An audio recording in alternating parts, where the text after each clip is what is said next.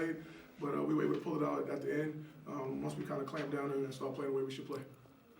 Because I know coming into Miami play, you talked about how you guys were going to get, your opponent's best shot. You guys kind of had a target on your back. You feel like that was the case tonight with Coppin? Yeah, without question. It's like, I'm in my 11th season coaching, so he's in his first season, and I understand. Like you want to, because I was like that my first season. You want to come and prove that you can start with the big dogs.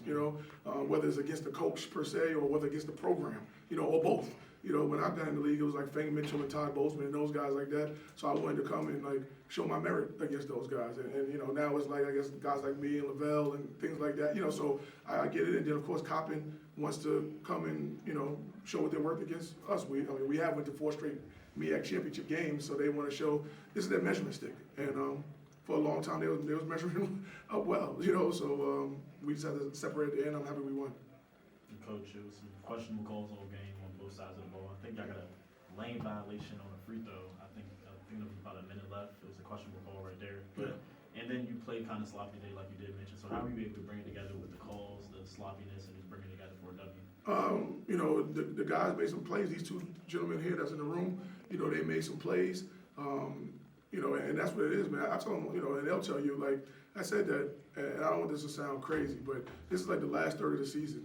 I feel like as a head coach, I've done my job at this point. It's like I've laid down the plays, I've laid down the foundation. It's like when you're building a house, you gotta lay down the foundation first, and then after that, the builders take over. The cement guy is over. Like the cement guy did his work. Now the builders have to build, and now the players. Like we don't have a whole bunch of new plays anymore.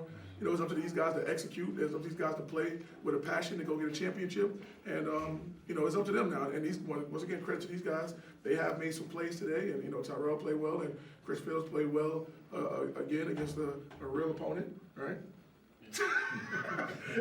But, he played well. So, I'm happy for these 2 guys.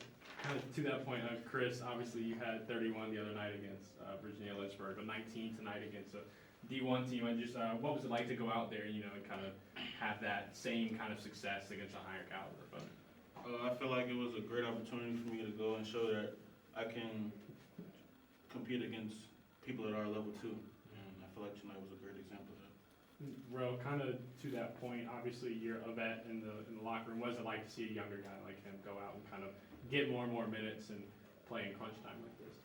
It's great, honestly. I kind of see him improve every day in practice. I feel like he's getting a good feel for the game, a good feel for the system. He's starting to get our defensive rotations a lot better, so that just kind of translates right on offense because he's real comfortable on offense, but now he's starting to figure out the defensive part. Having him on the floor has been really beneficial for us. And then 0 for 12 from 3 for today. 0 for 8 in the first half. In the second half, you only shot 4 threes. Is that something you look at halftime and like, okay, we're going to start hitting the ball to the paint more, or just like we just weren't knocking down shots from 3? No, I told them if they're open, you still got to shoot it. I think that the biggest thing is that if you don't take open shots, then you really now your confidence is gone. So you need to take open shots. If you make them, you make them. Nobody can make the ball go in. Tonight the ball just didn't go in. I'm sure that Monday the ball probably will go in a little bit, and that's just what it is. As long as we keep taking quality shots, then I believe in the guys, and they'll make some shots. It's just like when we don't take quality shots, that's when I get mad. But if it's open and you miss, what can you do?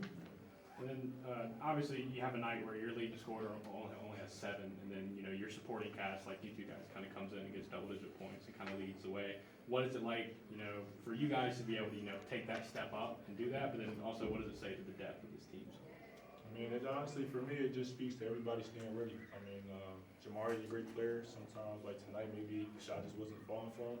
Like Coach said, I'm sure more shots will fall for him on Monday, but it just really shows that everybody on our team just kind of stays ready. They're staying in the gym, getting reps, and just kind of waiting for their opportunity to help us win.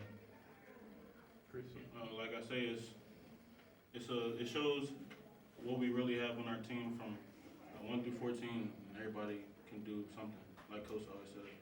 So this is what you're seeing tonight. Okay. Thanks, guys.